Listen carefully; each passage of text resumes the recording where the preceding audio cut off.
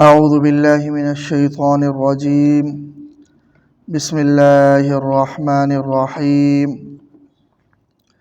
الشهر الحرام بالشهر الحرام والحرمات قصاص فمن اعتدى عليكم فاعتدوا عليه بمثل ما اعتدى عليكم واتقوا الله واعلموا أن الله مع المتقين. الشہر الحرام بالشہر الحرام، حرمت والا مہینہ، یہ بدلہ ہے حرمت والے مہینے کا۔ والحرمات قصاص، اور حرمتوں میں بھی بدلہ دیا جاتا ہے۔ فمن اعتدى علیکم، لہٰذا جو کوئی تم پر زیادتی کرے، فاعتدوا علیہ بمثل ما اعتدى علیکم، تو تم بھی اس پر زیادتی کرو اتنی ہی جتنی اس نے تم سے زیادتی کی۔ واتقوا اللہ، اور اللہ سے ڈرو، وعلموا، اور یاد رکھو، جان لو، ان اللہ مع المتقین، کہ بے شک اللہ تبارک و تعالی پرہیزگاروں کے ساتھ۔ وہی مضمون ہے کہ صلح حدیبیہ کے موقع پر جو اگلے سال صحابہ کرام عمرے کی نیت سے گئے ہیں، تو ان کے من میں یہ بات تھی کہ یہ لوگ اپنے معاہدے کی پاسداری ہو سکتا ہے نہ کریں، کیونکہ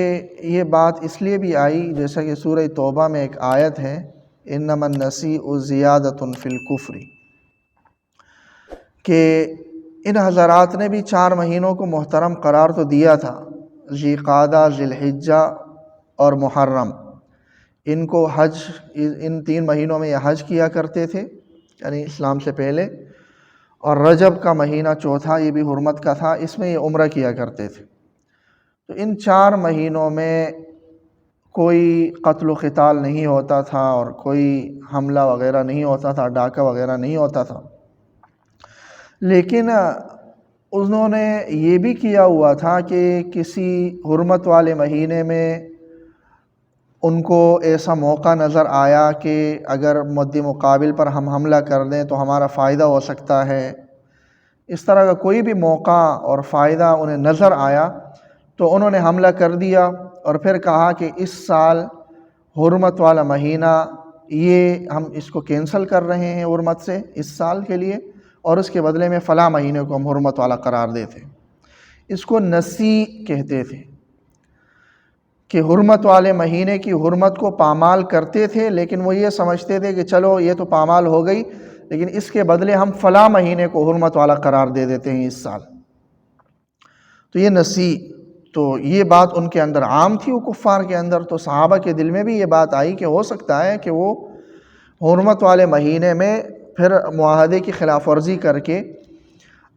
ہم پر حملہ کر لیں، اور اس وقت تک اسلام میں بھی یہ مہینے حرمت والے تھے اور ان میں قتال کرنا ناجائز تھا 7 ہجری تک۔ پھر اس آیت میں اللہ تبارک و تعالیٰ نے بتا دیا کہ حرمت والے مہینہ یہ بدلے میں ہے حرمت کے مہینے کی،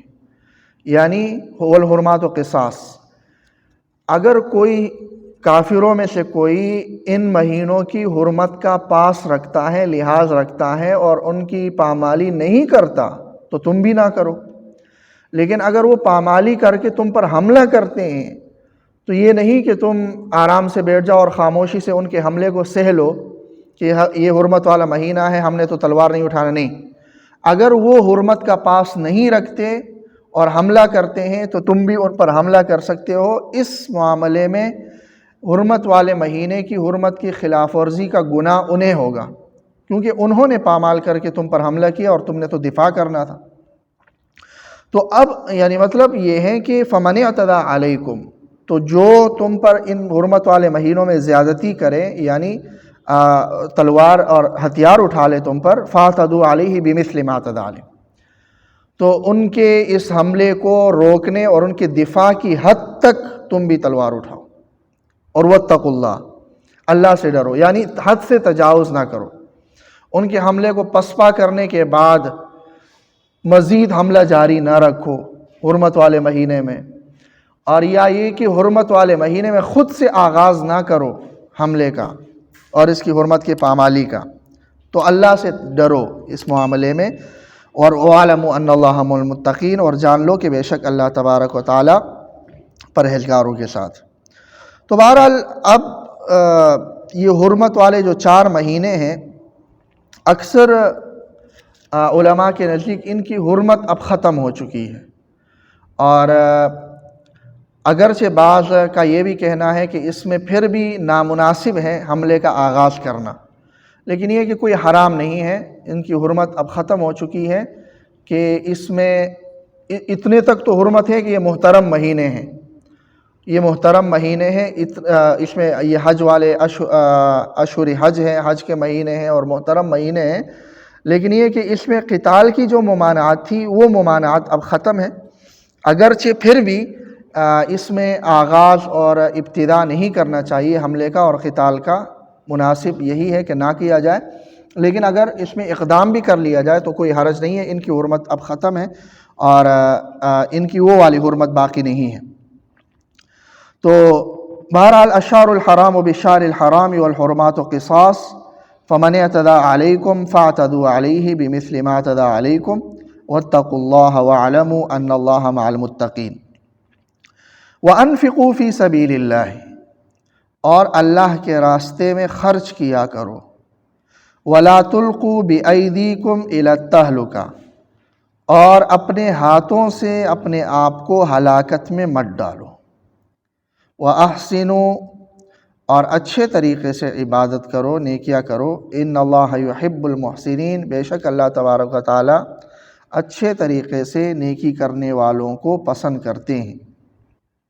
اس آیت میں جہاد میں خرچ کرنے کا حکم دیا گیا،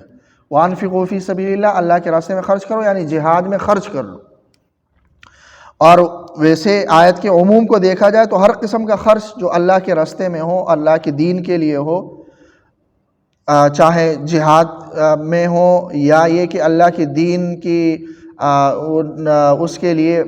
نشر و اشاعت کی غرض سے ہوں، جیسے مدارس میں دینا یہ بھی اللہ کے راستے میں دینا ہے، مساجد میں دینا یہ بھی اللہ کے راستے میں دینا ہے، اور دوسرے ہر دینی کام کی نشر و اشاعت میں دینا یہ اللہ کے راستے میں ہی دینا ہے، لیکن فی سبیل اللہ کا اولین مصداق جہاد، وَأَنفِقُوا فِي سَبِيلِ اللَّهِ، اللہ کے راستے میں یعنی جہاد میں خرچ کیا کرو، اور آگے اس خرچ کرنے کا دنیاوی فائدہ بھی اللہ تبارک و تعالیٰ، اخروی فائدہ تو ہے ہی ہے لیکن دنیاوی فائدہ بھی بتا دیا کہ اگر جہاد میں خرچ نہیں کرو گے اور بخل سے کام لوگے، جہاد میں خرچ نہیں کرو گے اور تو جہاد کمزور پڑ جائے گا، تو یہ ہوگا کہ کفر طاقتور ہو جائے گا اور تم کمزور ہو جاؤ گے، اور بالآخر کافروں کے لیے تم ایک آسان لقمہ بن جاؤ گے۔ تو جہاد میں خرچ نہ کرنا یہ ذریعہ بن جائے گا تمہاری ہلاکت کا۔ تو اس لیے اگر دنیا میں عزت کے ساتھ اور سر اٹھا کر جینا چاہتے ہو تو جہاد کے شعبے کو مضبوط کرنا ہوگا، اسی سے تمہاری طاقت بڑھے گی اور اسی سے تم دنیا میں باعزت زندگی گزارو گے۔ جہاد سے جتنا دور بھاگو گے اتنا ہی ہلاکت کے اور مغلوبیت کے قریب جاؤ گے۔ یہی بتا دیا کہ اللہ کے راستے میں خرچ کر لو، وَلَا تُلْقُوا بِأَيْدِيكُمْ إِلَى التَّهْلُكَةِ، اپنے آپ کو اپنے ہاتھوں سے ہی ہلاکت میں نہ ڈالو کہ جہاد میں خرچ کرنے سے رک جاؤ تو اپنے آپ کو ہلاکت میں ڈالنا ہے۔ وَأَحْسِنُوا، اور ہر نیکی کا کام اچھے طریقے سے کرو۔ اچھے طریقے سے کرنا ایک تو یہ ہے کہ اللہ تبارک و تعالیٰ نے حکم دیا ہے اس حکم کو پورا کرنا، ٹھیک ہے، اس سے بھی آپ بری الذمہ ہو جاتے ہیں، لیکن ایک یہ کہ اس حکم کو اچھے طریقے سے کرنا، جیسے حدیث جبرائیل ہے، مشہور حدیث ہے جس کو حدیث جبریل کہا جاتا ہے کہ حضرت جبریل امین علیہ السلام ایک مرتبہ انسانی شکل میں نبی اکرم صلی اللہ علیہ وسلم کے پاس تشریف لائے تھے، اور صحابہ کرام صلی اللہ علیہ وسلم کے ارد گرد بیٹھے ہوئے تھے، اور وہ ان کے حلیہ بھی صحابہ نے وہ حدیث میں بیان ہوا ہے کہ بالکل جو ہے نا سفید لباس پہنا ہوا اور اس لباس پر کوئی دھبا تک نہیں، کوئی گرد و غبار کا کوئی اثر نہیں ہے اس پر، اور بالکل سیاہ بال ہے اس کے، یعنی بالکل نوجوانی کے عمر میں ہے۔ اور پھر یہ کہ نبی اکرم صلی اللہ علیہ وسلم کے ساتھ، اب وہ صحابہ کہہ رہے کہ ہم حیران کہ یہ شخص مدینہ منورہ کا تو ہے نہیں، یقیناً باہر سے آیا، لیکن اگر باہر سے آیا ہے تو اس کا لباس اتنا صاف کیسا ہے؟